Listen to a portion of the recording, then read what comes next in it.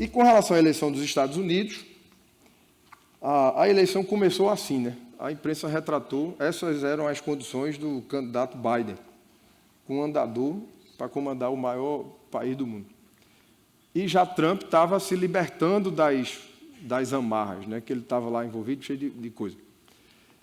E aí teve o atentado. Isso é um negócio, toda vez que eu vejo essa foto, eu fico pensando, né? Milímetros, pouquíssimos milímetros poderiam ter mudado a história mundial. Ninguém sabe o que ia dar, se o resultado tivesse sido outro, né? Mas depois do atentado e do debate, né, a Time tinha feito essa capa, depois daquele debate que Biden foi muito criticado, e depois do atentado houve a substituição, sai Biden e entra Kamala Harris. E ela começou com até uma certa movimentação, começou a conseguir mais recursos, tal, mas não foi suficiente. Trump levou bem levado. Levou ganhando uma vantagem impressionante, ganhou na Câmara, ganhou no Senado, vai ter maioria na Suprema Corte, ou seja, ele ganhou bem ganhado. E aí a gente vai pensar por que isso pode ter acontecido. A classe média americana foi cerca de 80% da população na década de 80. Hoje não chega a 50%. Ela encolheu, e a falta de perspectiva das pessoas, isso é o que vários analistas dizem, deve ter movimentado esse voto em Trump. E mesmo com os discursos nada simpáticos em relação a negros, hispânicos, imigrantes, a impressão que dá, que ele cresceu com esses públicos, a impressão que dá é quando as pessoas botaram na balança, isso aqui ele está dizendo, mas não vai fazer, não vai ser tanto assim. O importante é a esperança de mudança de vida. Senão o resultado da eleição não teria sido esse. E o Partido Democrata não conseguiu perceber isso, não conseguiu entender a frustração dos eleitores. Vejam mesmo, esse é o número de empregados da General Motors, a empresa que foi por mais de 70 anos líder nos Estados Unidos. No início da década de 90, eles tinham quase 800 mil empregados.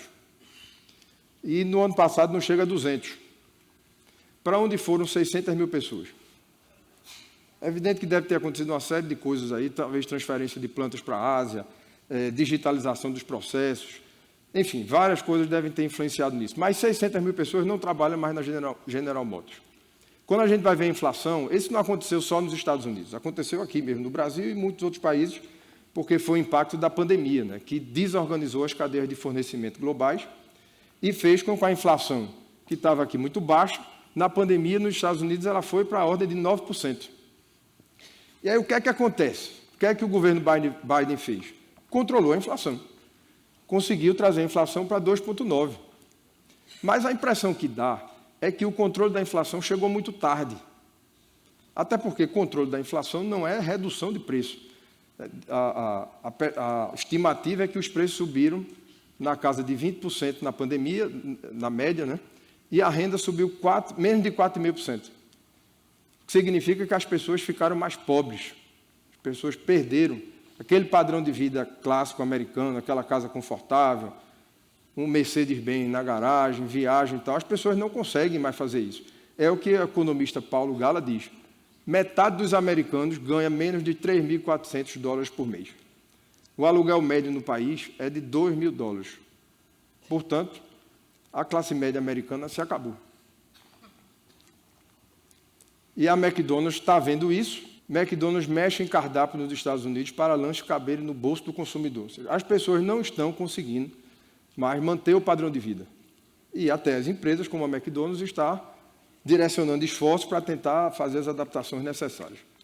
O que é que nos faz pensar? Aquela célebre frase dita na campanha de Bill Clinton, que é a economia estúpido. O que parece é que não é a economia dos dados oficiais, dos dados mais formais.